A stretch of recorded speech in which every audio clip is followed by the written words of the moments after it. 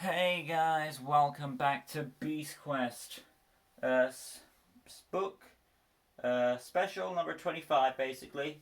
Arcano the Stonecrawler, the newest book of Beast Quest.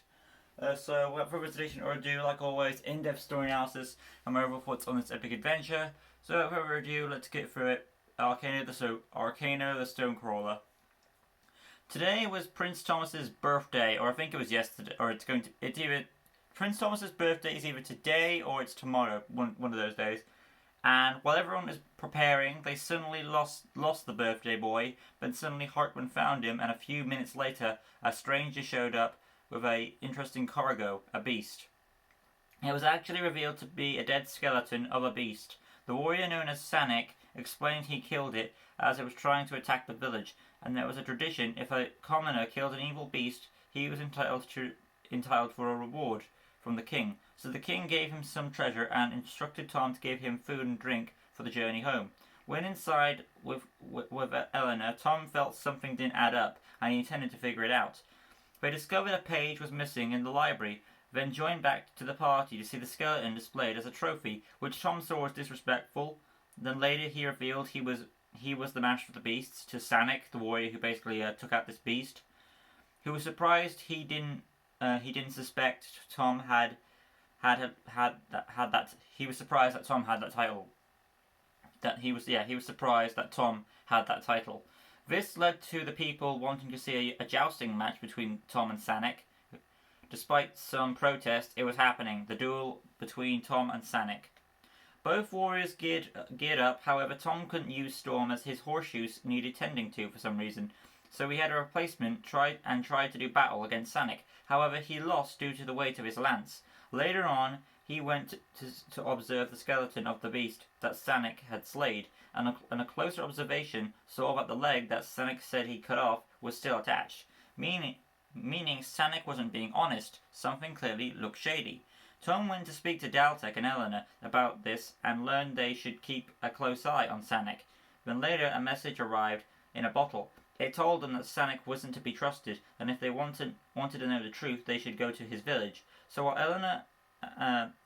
Eleanor covered for Tom and Daltek magicked up to Sanek's village, where they encountered some people who were going to provide them information when actually they drugged our heroes and knocking them out.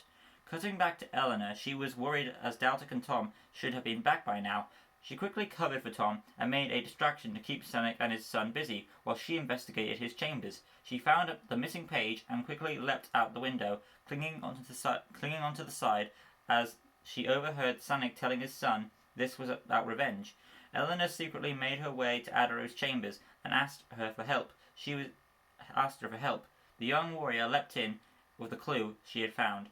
Tom awoke with Daltek to see the people sorry for drugging him. They explained a sorceress showed up and took their son Jamil, and if they wanted to ever see him again, they would do as she told them. And at one point she ordered them to dig up the remains of a beast called Arcano and put it in a cart for Sanek. However, our heroes still didn't fully understand how Sanek fitted into all this. I have a theory, but if I'm proven wrong, I'll explain what it is. Anyway, Rhea showed up, revealing her to be behind this, and she sealed our heroes in the mines as she headed off to awaken the beast Arcano to attack Avantia. I believe it's Arcano at this point. Back with Eleanor and Adaro, they now knew that this page was from another former master of the beasts, Marlon, but they couldn't question Sonic until they found his works. Eleanor couldn't wait any longer. She and Adaro publicly confronted him, claiming he was up to something. The matter was going nowhere, and Sanek covered up his tracks by blaming the matter on Jamil. Eleanor hoped Tom and Daltek were all right. Tom and Daltek remained trapped until the workers came up with a plan to use explosives to blow their way out. Daltek would have to use some powerful magic with the aid of Tom's tokens in order to succeed. After a few failed attempts, it ignited. Everyone stood clear, and when they had an opportunity, they quickly escaped. Now it was time to deal with Rhea. Adaro had finally realized what danger everyone was in, and finally finding Marlon's scrolls, he quickly explained to the king, Queen, and Eleanor. that while the skeleton is powerless now, only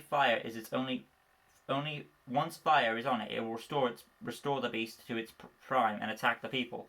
Rhea showed up and revealed, not to my surprise, as my fear was right, Sanic is Kensa, back with another scheme, aided by her daughter to take revenge on Avantia for her banishment. She, along with Rhea, was able to awaken Arkano once again and release the horror at our heroes were now in for. Which makes sense, because if you respell Sanic, which is spelled S-A-N-E-K, it's Kensa. So, Linksy series reference there. I know this because I did it before this book. So, I see what you did there, Beast Quest. But yeah, that's pretty cool. And we'll get to more detail about that later. Let's see. Yeah. Arcano began his attack. Luckily, Tom and Daltic had magically arrived. They were pushed back by Kensa and Rhea, while Harkman was the first victim to face Arcano's power, as he turned the captain to stone.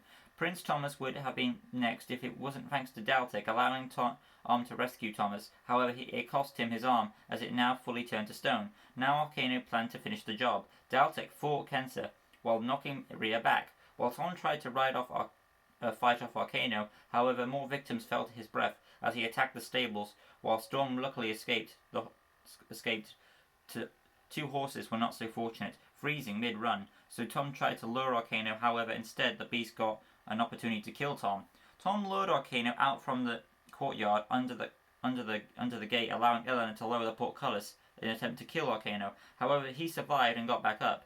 Tom remembered the only way to truly hurt Arcano was damaging his heart, so while Arcano returned to the courtyard, turning Rhea to stone, Tom came on horseback with Storm, and jousting ready, and impaled Arcano's heart, making the stone crawler fall to pieces. Tom felt bad for the victims. However, it was revealed that it was only a stone casing around the victim, a simple chipping, and Harkman was free along with the other good victims. Rhea remained prisoner, and as for Kensa, she tried to use Thomas as a hostage, only for him to bite her hand and Jamil to trip her up and lock her in a treasure chest. Both Rhea and Kensa were sent to the dungeons, while the treasure that was promised to Sanic would now be used to help Jamil's village, and the bones of Arcano would be scattered across the kingdom, so this threat would never happen again. But yeah, that is the story of Arcano the Stonecrawler. Not really much to say, because it's not really about the beast, it's more about the adventure itself to stop this beast from rising. And overall, I think it's a nice, fun quest. So on a story level, it's pretty good. On a beast level for Adam, I would say it's pretty short, but it is nice to have another stone freezing beast. But I personally think Soltra does it a bit better than this guy, but he's still pretty cool. Let's go into the characters. First up is Tom, of course. He kind of gets more of a focus than Eleanor does, which kind of makes sense because he's the main character. And he is the first one to question and doubt certain things about Sanic. Then he goes on this big adventure, and he has his own plan to outsmart the beast. And he's the one who gets the killing blow. So he does get a fair amount to do. Pressurized hero with a good heart on his shoulders, and he pulls through in the end. Eleanor, she still retains the character that she is, a whippersnapper, easy to able to defend Tom's honor and all that. She had few good moments here, standing up against Sanic, helping with the portcullis trap, and filling it in when Tom wasn't around. So she did a good chunk of this book. She never got shafted at all.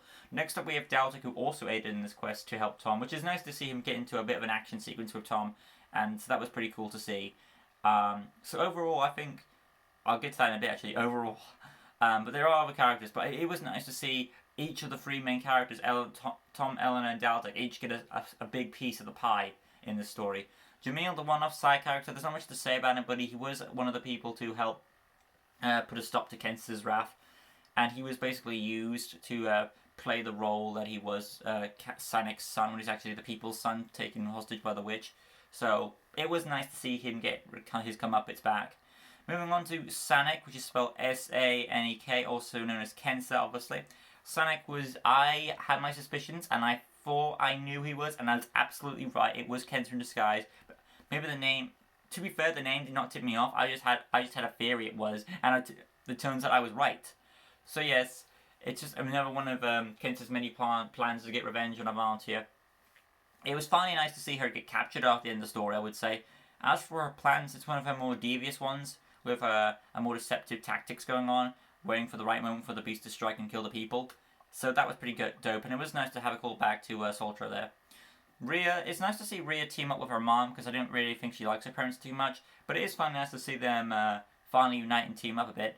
And of course, no surprise, Kenta was going to sell out her daughter at one point in the book, so it was nice to see both villains finally get justice for their crimes and get captured. Probably they'll break out, but it's nice to see them get, sealed once and for all. Rhea, I've just covered basically. She's more of the side henchman on this story. Going on to Arkano, it's not much to say about him because he kind of gets shoved in most of the book. He's just a plot device to get the story rolling. But it's nice to see him. He can only be fully revived when fire is on him. His main weakness is his heart himself, and the bones have to be scattered to stop him from rising properly. And of course, turning victims to stone with his breath. So overall, he's got a good palette of abilities to keep it an engaging story.